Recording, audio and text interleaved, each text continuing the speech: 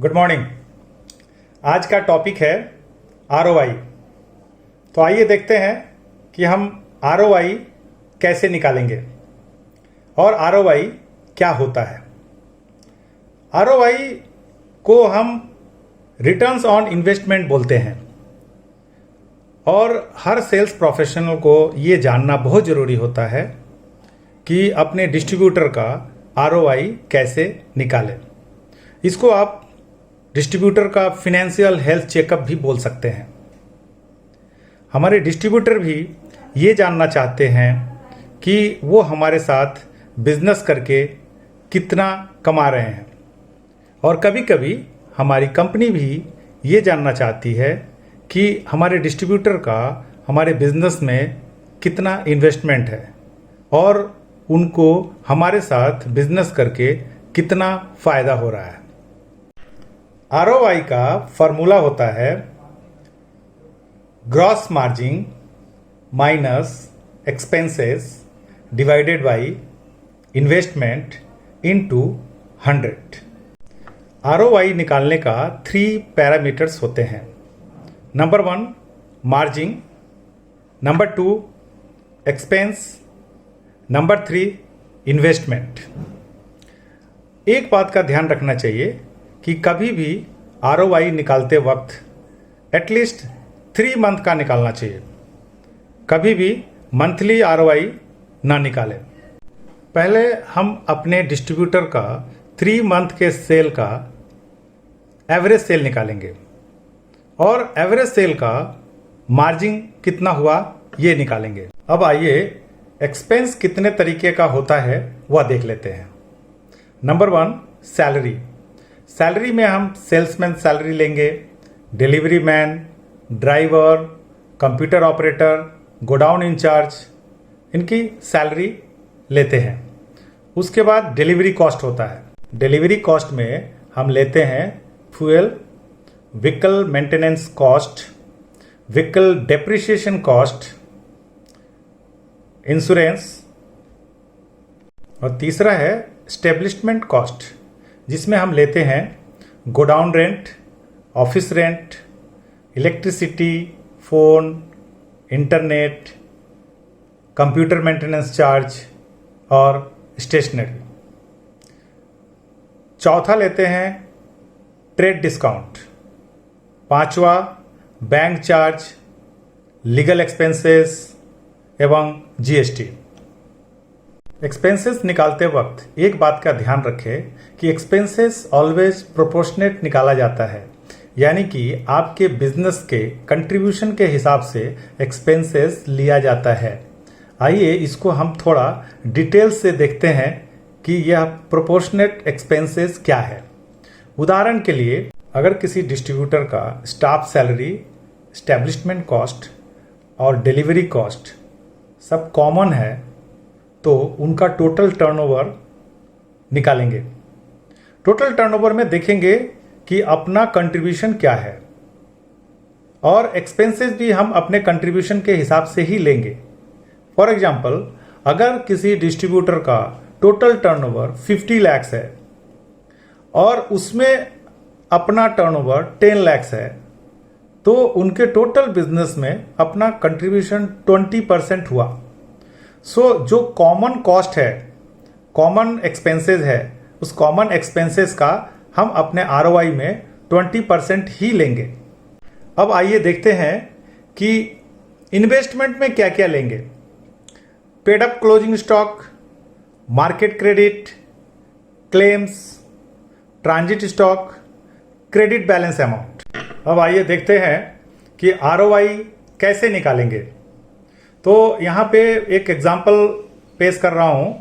हमारे एक डिस्ट्रीब्यूटर हैं गिरिडीह में, एके इंटरप्राइज। अब एके इंटरप्राइज का आप यहाँ पे देखेंगे कि टोटल उनका टर्नओवर जो है 13,85,345 है, जो कि उनका एवरेज टर्नओवर है। और उनके जो एक्सपेंसेस है, एक्सपेंसेस पहले हम निकालेंगे।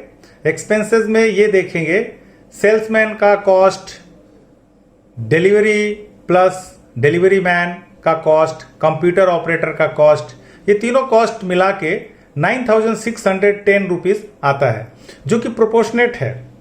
इनके जो और भी ये सब कॉमन है और इनके साथ इनके पास और भी बहुत सारी कंपनियां हैं, तो हमारा कंट्रीब्यूशन 9,610 ही निकल कर आता है। दूसरा देखेंगे हम डिलीवरी कॉस्ट। डिलीवरी कॉस्ट में इनके एक्सपेंसेस क्या है, उसमें फ्यूल देखेंगे प्लस व्हीकल मेंटेनेंस देखेंगे जो कि 8,500 आ रहा है। व्हीकल डेप्रिसिएशन है 1,250 आ रहा है। आपको एक चीज देखना पड़ेगा कि किसी भी व्हीकल का एवरी ईयर 10% का डेप्रिसिएशन होता है, तो आपको ये देखना पड़ेगा कि उनका एस्टेब्लिशमेंट कॉस्ट में उनका व्हीकल है, ठीक है, और व्हीकल में उनका एवरी ईयर के एक्सपेंसेस में उनका डेप्रिसिएशन कॉस्ट लेना पड़ेगा। उसके बाद व्हीकल का इंश्योरेंस होता है, रोड टैक्स होता है, तो वो भी हमने यहाँ पे लिया है 1,125 जो कि प्रोपोर्शनेट है। सो टोटल डिलीवरी कॉस्ट यहाँ पे आप देखेंगे कि 10,875 आता है। एस्टेब्लिशमेंट कॉस्ट के बारे में देखते हैं। एस्टेब्लिशमेंट कॉस्ट में उनका गोडाउन प्लस ऑफिस रेंट है, इलेक्ट्रिसिटी है प्लस कम्युनिकेशन प्लस एएमसी है, एनुअल मेंटेनेंस चार्ज जो होता है ना कंप्यूटर्स का, उसको भी हम लेंगे एक्सपेंसेस में। स्टेशनरी है, ये टोटल प्रोपोर्शनेट लिया गया है। ये भी हमारा जो कंट्रीब्यूशन के हिसाब से टोटल कॉस्ट आता है 8,425। अब बात करेंगे ट्रेड डिस्काउंट के बारे में। जब ये जो भी टोटल सेल करते हैं उसमें इनका कुछ होलसेल कंट्रीब्यूशन होता है, कुछ रिटेल कंट्रीब्यूशन होता है। सो रिटेल में ये डिस्काउंट नहीं देते हैं, बट होलसेल में इनको डिस्काउंट देना पड़ता है। सो होलसेल में डिस्काउंट देते हैं, कुछ बड़े बड़े रिटेल्स हैं जो उनको भी डिस्काउंट देते हैं। तो सारा ट्रेड डिस्काउंट जो है, जो हमारे प्रोडक्ट में खाली यूज होता है, इसमें प्रोपोर्शनेट नहीं लेते हैं, जो कि 8,200 है। इसके अलावा जो इनके एक्सपेंसेस है, जैसे लीगल एक्सपेंसेस है प्लस जीएसटी है प्लस बैंक चार्जेस है, ठीक है ना, ये सब मिला के 4,255 आ रहा है। इसके अलावा हमने मिसलेनियस एक्सपेंसेस ले लिया प्लस एडमिन स्टाफ ले लिया। अब ऑफिस है तो एडमिन स्टाफ भी होता है, तो ये सब एक्सपेंसेस का भी ये हमारा कॉमन है, तो इसका हमने प्रोपोर्शनेट ले लिया 2,500। सो टोटल इनका जो कॉस्ट आता है, टोटल कॉस्ट क्या क्या है, salary plus delivery cost plus establishment plus trade discount plus legal expenses plus GST, bank charges, miscellaneous plus admin staff, ये टोटल एक्सपेंसेस जो है इनका हमारे कंपनी के लिए ये खर्चा करते हैं 43,865। ठीक है, अभी हम लोगों ने यहाँ पे एक्सपेंसेस निकाल लिया। अब हम देखते हैं कि ये हमारे साथ इनका बिजनेस करके इनकी मार्जिन क्या आती है, ग्रॉस मार्जिन। पहले हम ग्रॉस मार्जिन देखेंगे, ठीक है। सो देखेंगे कि इनका टर्नओवर आया 13,85,345। ये इतने का सेल करके, इतने का बिजनेस करके ये हमारे साथ इनकम किए 90,047 रुपीज। ओके, सो 90,047 रुपीज इनका ग्रॉस मार्जिन हुआ। ग्रॉस मार्जिन में हम लोग क्या करेंगे, ग्रॉस मार्जिन में हम क्या करेंगे, एक्सपेंसेस को माइनस कर देंगे, तो क्या होगा, ये प्रॉफिट हो जाएगा। ठीक है, तो ग्रॉस मार्जिन कितना है 90,047, उसमें हम 43,865 को माइनस कर देंगे तो ये प्रॉफिट निकल आएगा। ये तो हो गया प्रॉफिट। अब हम आरओआई निकालेंगे। सो आरओआई का फॉर्मूला क्या है, आरओआई का फॉर्मूला है जो कि हम लोगों ने अभी डिस्कस किया, gross margin minus expenses divided by investment into 100। तो अब हम क्या करेंगे, इनका इन्वेस्टमेंट देखेंगे कि हमारा जो 13,85,345 टर्नओवर करने के लिए इनकी टोटल इन्वेस्टमेंट क्या है। सो इन्वेस्टमेंट में हम क्या क्या लेंगे, मार्केट क्रेडिट लेंगे, क्लोजिंग स्टॉक लेंगे एंड क्लेम्स लेंगे। ठीक है, तो टोटल मार्केट में इनका आउटस्टैंडिंग है, हमने देखा कि 7,74,212 रुपीज का इनकी मार्केट आउटस्टैंडिंग है, इनकी मार्केट क्रेडिट है। इनका पेड अप क्लोजिंग स्टॉक है, क्योंकि ये एडवांस के पार्टी हैं तो इनकी पेड अप क्लोजिंग स्टॉक है 4,55,785।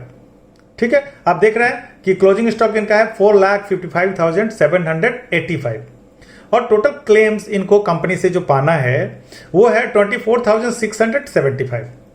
सो टोटल इनका क्या है, ये आपका इन्वेस्टमेंट हो गया।